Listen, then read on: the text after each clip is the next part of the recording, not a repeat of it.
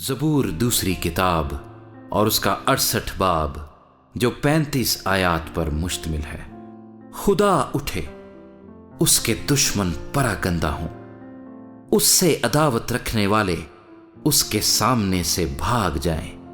جیسے دھواں اڑ جاتا ہے ویسے ہی تو ان کو اڑا دے، جیسے موم آگ کے سامنے پگھل جاتا ہے ویسے ہی شریر خدا کے حضور فنا ہو جائیں۔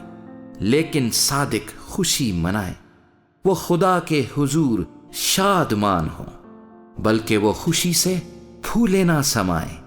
خدا کے لیے گاؤ، اس کے نام کی مدح سرائی کرو، صحرا کے سوار کے لیے شاہراہ تیار کرو۔ اس کا نام یاہ ہے اور تم اس کے حضور شادمان ہو۔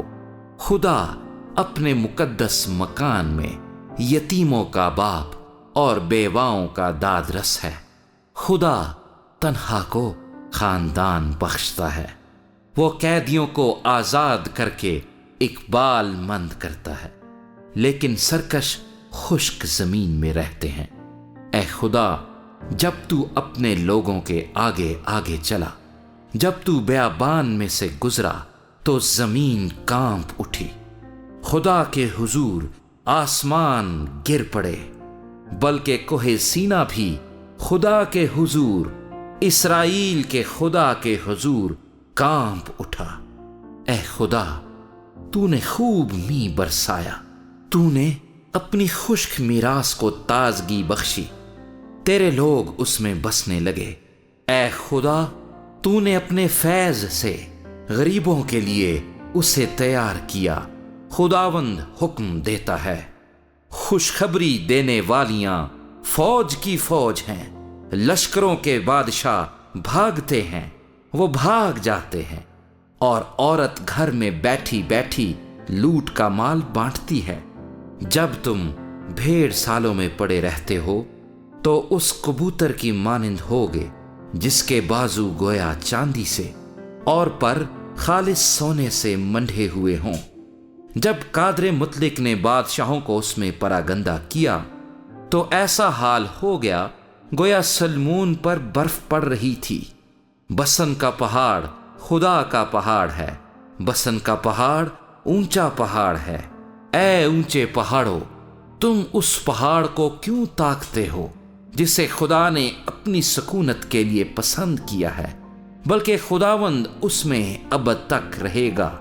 خدا کے رتھ 20,000 بلکہ ہزارہا ہزار ہیں۔ خداوند جیسا کوہ سینا میں ویسا ہی ان کے درمیان مقدس میں ہے۔ تو نے عالم بالا کو صعود فرمایا، تو قیدیوں کو ساتھ لے گیا۔ تجھے لوگوں سے بلکہ سرکشوں سے بھی ہدیے ملے، تاکہ خداوند خدا ان کے ساتھ رہے۔ خداوند مبارک ہو جو ہر روز ہمارا بوجھ اٹھاتا ہے، وہی ہمارا نجات دینے والا خدا ہے۔ خدا ہمارے لیے چھڑانے والا خدا ہے، اور موت سے بچنے کی راہیں بھی خداوند خدا کی ہیں۔ لیکن خداوند اپنے دشمنوں کے سر کو اور متواتر گناہ کرنے والے کی بالدار کھوپڑی کو چیر ڈالے گا۔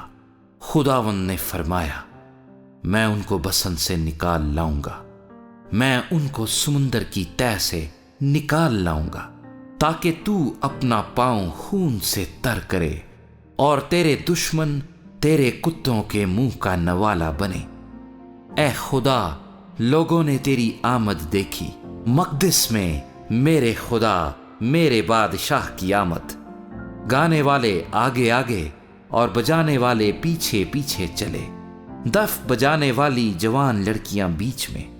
تم جو اسرائیل کے چشمے سے ہو، خداوند کو مبارک کہو۔ ہاں، مجمع میں خدا کو مبارک کہو۔ وہاں چھوٹا بنیامین ان کا حاکم ہے، یہودا کے امرا اور ان کے مشیر، زبولون کے امرا اور نفتالی کے امرا ہیں۔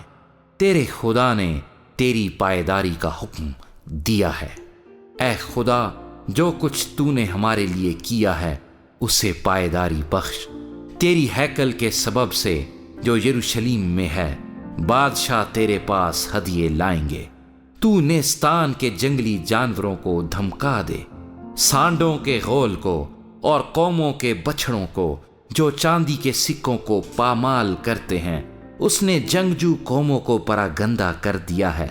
عمرہ مصر سے آئیں گے، کوش خدا کی طرف اپنے ہاتھ بڑھانے میں جلدی کرے گا۔ اے زمین کی مملکتوں، خدا کے لیے گاؤ، خدا ان کی مدح سرائی کرو، اسی کی جو قدیم فلک الافلاک پر سوار ہے۔ دیکھو وہ اپنی آواز بلند کرتا ہے، اس کی آواز میں قدرت ہے۔